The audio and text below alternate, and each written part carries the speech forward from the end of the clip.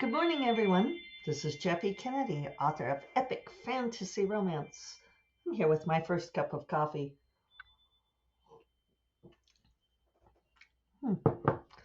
At home coffee. So I'm back again. Hi, missed you all. Today is Tuesday. I was going to say Monday, but it's actually Tuesday, April 25th. You're getting a Tuesday podcast today because yesterday I was driving back from Tucson.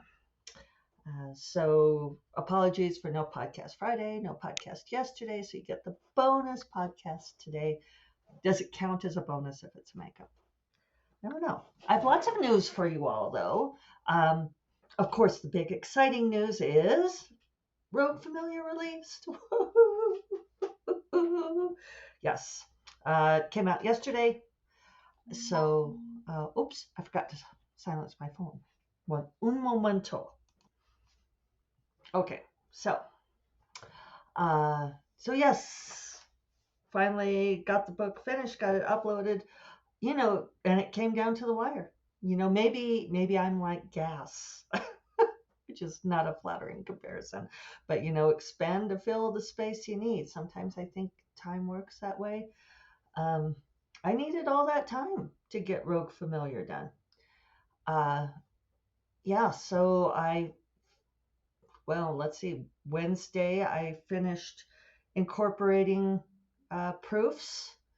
I didn't add much to the end, but thank goodness for Minerva Spencer who proofed it for me. So I did not do my out loud proofing this time, but I got it sent off for formatting by that afternoon and um, uploaded Thursday morning. And then we hit the road and drove to Tucson. So, had a good visit with family. I'm behind on all the things. So Thursday morning, I head to a Polycon. Maybe there'll be time for a podcast on Friday morning. I kind of doubt it though, because I'm promising nothing because I have a panel on Friday morning at 9 Eastern time, so which is 7 Mountain time, and I've just been on Pacific time for the last few days, so my clock may be discombobulated. So we will see.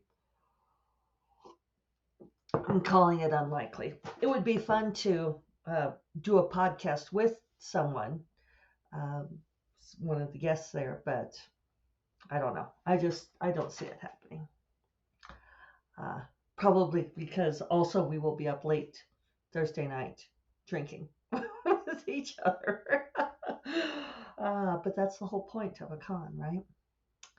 Um, Interestingly, about because a polycon really started as a reader con, right? And it is still primarily a reader con. But because there are so few other professional conventions anymore, like really nobody's going to RWA National. I think the publishers and agents still won't go. And really, people go to conferences because they want to see other people. And RT was always a reader con, but a lot of professionals went to that one. Some people were walking by. I could see out the window and looking at Jackson, who's sitting out in the middle of the driveway. So I was making sure he's okay, which he is. All's good. Anyway, last year for a polycon, Agent Sarah decided to come to the con because she'd figured out she had like 6 clients who were going to be there. So she was like, I might as well come. We're still so disrupted from pandemic. It's just going to take forever. Nebula conference, our in-person attendance is looking low, but it's looking that way for all the cons. So many people still not wanting to travel, still not wanting to be around crowds. I don't get it. And I'm an introvert. That's like, no, send me to the con. I want to go. I think the rising costs are a factor too. Anyway, my point, and I did have one. Oh, yes. So now this year, I actually have 2 business meetings with publishing types at a Polycon, which is Cool. Good for me.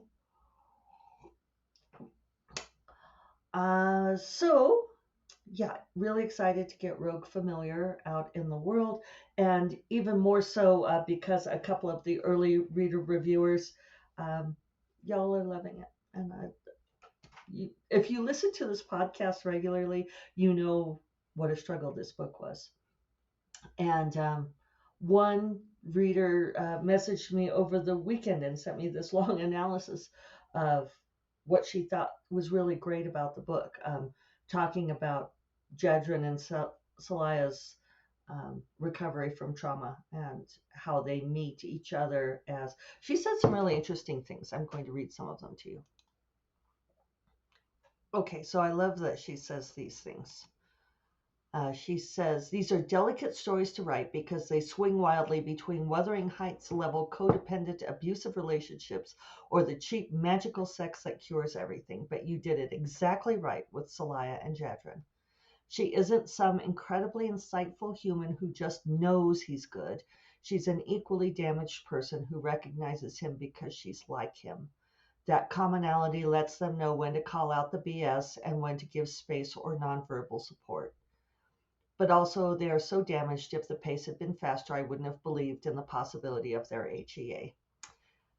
She said, also, I'm your most important fan, so I clearly count for lots and lots, which is true.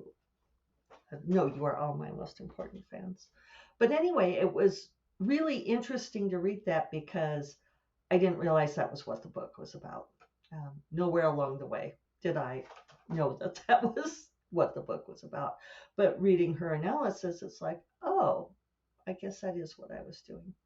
It might have been nice if I'd known that. I might have thrashed less. Who knows? Who knows? Um, but anyway, the other brilliant comment that I've gotten on the book so far from a reviewer that I don't think I know who they are, and I hope if you listen to this, you will not mind me calling this out because I was just so tickled by it. And let me find that here.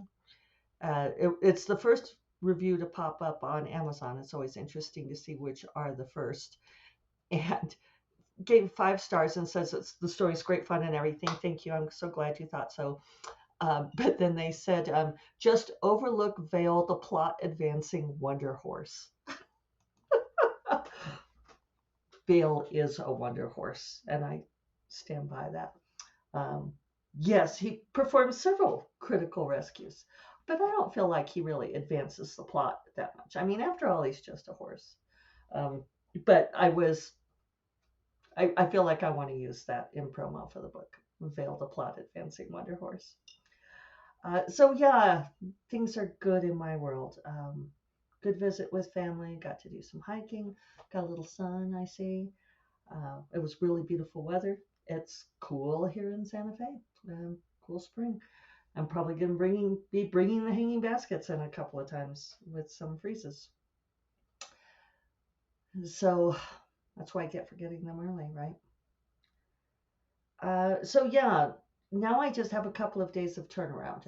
My brother-in-law comes today. He's going to stay with David while I'm gone to a Polycon. I leave Thursday morning. I've got to figure out how to get all of these books there. I didn't want to pay for drayage. I didn't want to deal with shipping. I didn't want to impose on my friend Leslie Penelope like I did last year. I could have asked probably, but I felt like it was a lot for her to deal with last year. Had to go do some cat wrangling. So what was I saying? Oh, just on my turnaround. The drayage. Yeah, I didn't want to impose on Leslie. So drayage is like when a company receives shipping stuff at a hotel. And, that's another thing that's getting in the way of conferences is that these hotels are all just charging extortionate prices.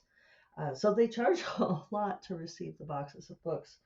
So I have all of these books here, and I usually carry them in my suitcase because I figured, well, even if I pay for an extra suitcase at Southwest, like their $75 for an extra suitcase is cheaper than paying for shipping and drayage. So, but I've got to I've got to get all of that sorted. And then I also have comments back from Agent Sarah on the Amethyst run, hoping to go on submission with it, I think next week.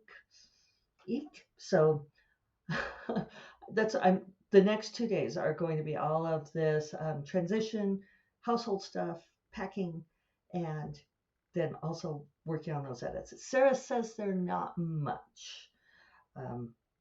What she thinks is not much and what I think is not much. Actually, she's usually pretty on target. She has a pretty good assessment of that. She asked me if I wanted to see the comments from the interns because she has her interns read stuff, and she looks at that and gets, I think, input from them on that. Or not input. Um, it helps shape her ideas. It's sort of another opinion. So she asked me if I wanted to see the intern comments, and I said, sure, not, why not? Because it's always helpful. But she said one of them she thinks might be trying to change my voice too much. So I'm anticipating being aggravated by looking at those, which I was thinking about it. I was already like pre-aggravating, and I thought, you actually don't have to look, Jeffy. It was optional, but I probably will anyway. So some other things on who knows what day it was. I met up with Megan, my lovely friend, last week at the Gruet tasting room, and in downtown Santa Fe, which it's down by the plaza. If you get a chance to go, it's great, and they treat us very well. And the pear trees were in bloom.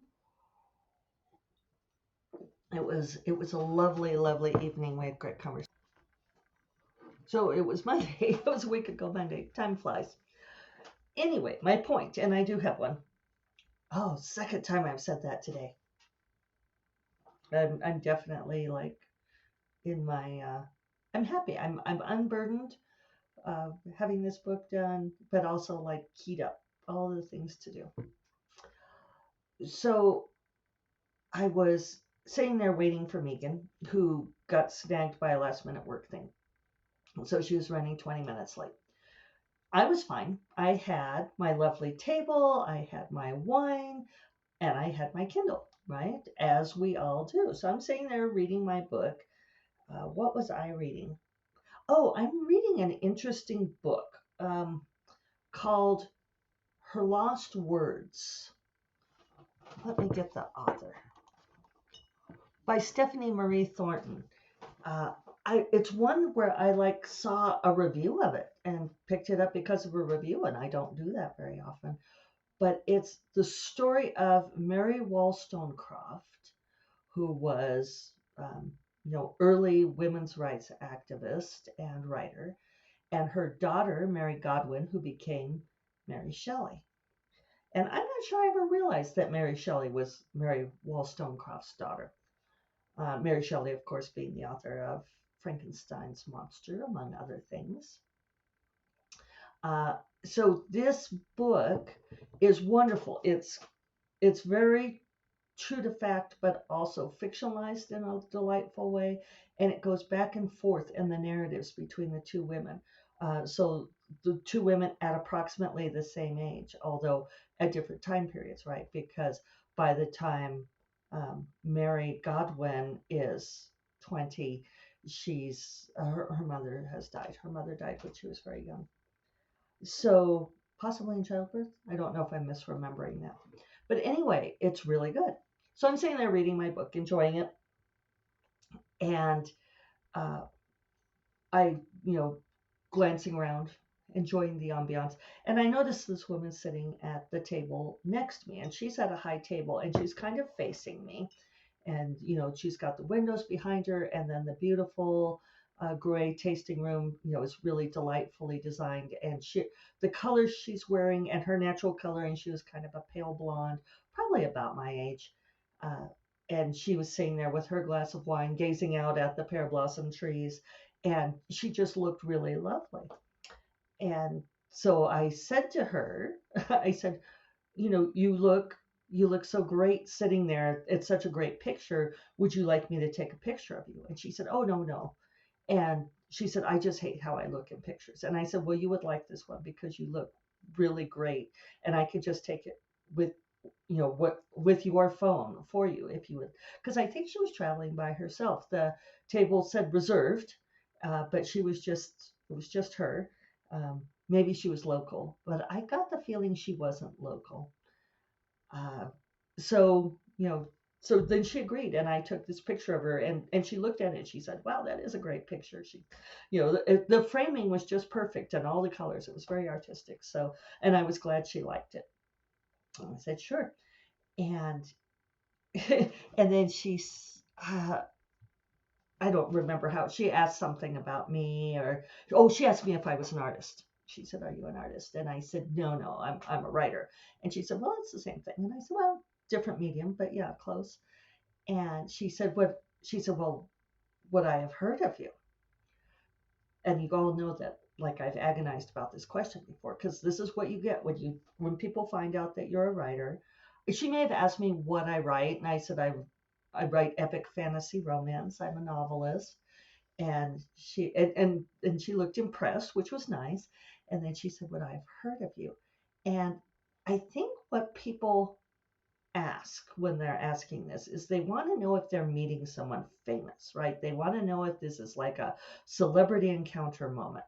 And really the answer is no. And like, even if I were Neil Gaiman, uh, people would not know who I was. In fact, I went to a dinner party. It was Megan's birthday, so it was in March, beginning of March.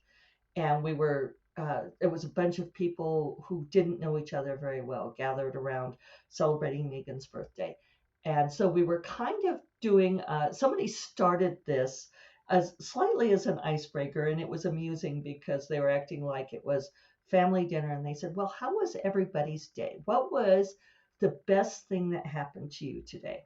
Which was fun, so people were going around. And I said, "Well, the best thing that happened to me today was that I texted Neil Gaiman and asked him to call me, and he did. And I had a conversation with him." And which, right? You all know. So, and Megan looks around the table and she says, "Does anybody here know who Neil Gaiman is?" And they're all like, "Nope." So it was like totally lost on this crowd. Nobody cared. But they're all like, "Oh, that's nice." And then I said, "Well, have you seen Sandman on Netflix? Have you seen Good Omens? Have you seen American Gods?" And they were like, "Oh, yeah." And I'm like, "Well, he's the writer." Uh, but, somebody else pointed out that, like, before the huge, huge hit of Game of Thrones on HBO, had I said George R. R. Martin, I would have gotten the same response. People just don't know who writers are. So anyway, she asked me this question, what I've heard of you. And so this has become my response, and it works really well. And I said, "Well, are you a big reader?" And she kind of flushes and says, she said, "Oh no." She said, "Who has time to read these days?" and and then she kind of caught herself, because there I am sitting there with my Kindle in hand as I wait for Megan, and drinking my wine. She's drinking her wine with nothing but like her phone on the table, right? And she's just said this to a writer. So it was kind of a funny moment. And I said, no. I mean, I was, trying to be gracious to her. I wasn't wanting to play gotcha or anything. And I said, "Well, unless you're, read in the genre, you probably would not have heard of me now." Uh, So I just thought that was a funny story. I wanted to tell you all. That answer does work pretty well, because it gets you past that "am I in the presence of celebrity" moment, which, you know, 99% of the time, no, they're not, uh, because writers are not famous in that way. But then it allows you to graciously continue the conversation, because most people are not readers, right? We're so used to our world of readers and writers, but a lot of people are not. Who has time to read these days? Um, well, the answer to that is people who want to read find time to read, as is true for all things, right? That's why when people say that they have trouble finding time to write, I always say, you're not going to find it. Time is never just lying around empty and unused, waiting to be plucked up and put to useful purpose, right? You have to make the time, because otherwise, look, I made a full circle. Like gas, uh, things will expand to fill the space. If you have empty time, other things will fill that space. It's the nature of life. So, um, on that note, an unusually rounded podcast today. I'm going to go deal with my things. I hope that you all have a wonderful week. And unless we get really lucky, I will just talk to you all on Monday. You all take care. Bye bye.